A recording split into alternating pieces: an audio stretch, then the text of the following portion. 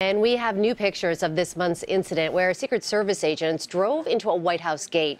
This surveillance video was released today as Agency Director Joe Clancy faced more questions about the March 4th incident. You can see a car delivering a suspicious package to this gate. 30 minutes after that, the government vehicle approached the gate and nudged a temporary barrier. It's the first video we've seen from that night, but it came from Washington's Metropolitan Police Department, not from Secret Service cameras. It's Secret Service policy to record over surveillance tapes 72 hours after they're filmed. Today, Director Clancy faced further criticism of that protocol. For 17 minutes, traffic continued through the intersection and several pedestrians walked within feet of the potential bomb. I don't understand how that happens. When the chain of command is broken, there is no command. It's like a body without a head. I want to set aside for a second the concern that the Secret Service is only maintaining video footage for one of the most important buildings in our country for only 72 hours. That makes absolutely no sense on any level to me. My local Store 24 has a better surveillance system than we have at the White House.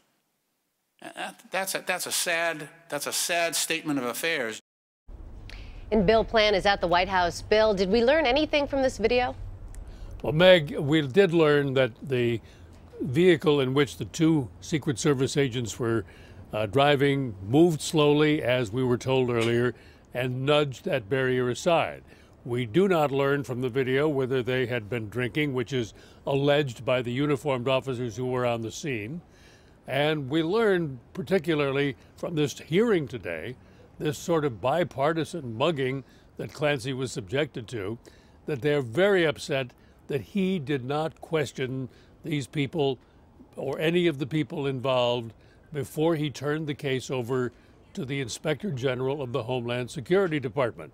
Clancy said again, as he has in the past, that he was required to turn it over by law to the Inspector General rather than to conduct the investigation himself.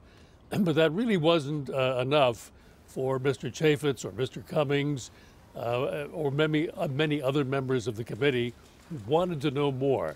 Chaffetz even accused him of keeping Congress and the American people in the dark about what happened that night. Bill, the committee also showed a confidential email that had circulated within the Secret Service. What do we know about that? Well, we saw the email for the first time. The email was anonymous. The email, which was sent 5 days after the incident, was how the director of the Secret Service, Joe Clancy, learned about the incident. And that was a recurring theme of this hearing today. Why didn't this information go up the chain?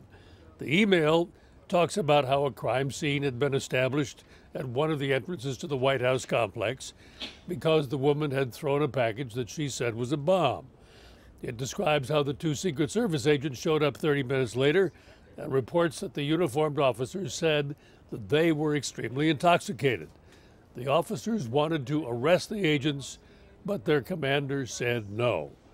So both Chaffetz and Cummings vented their frustration over the fact that there had not been more follow-up both on the scene that night and immediately after. All right, Bill Plan for us at the White House. Thank you.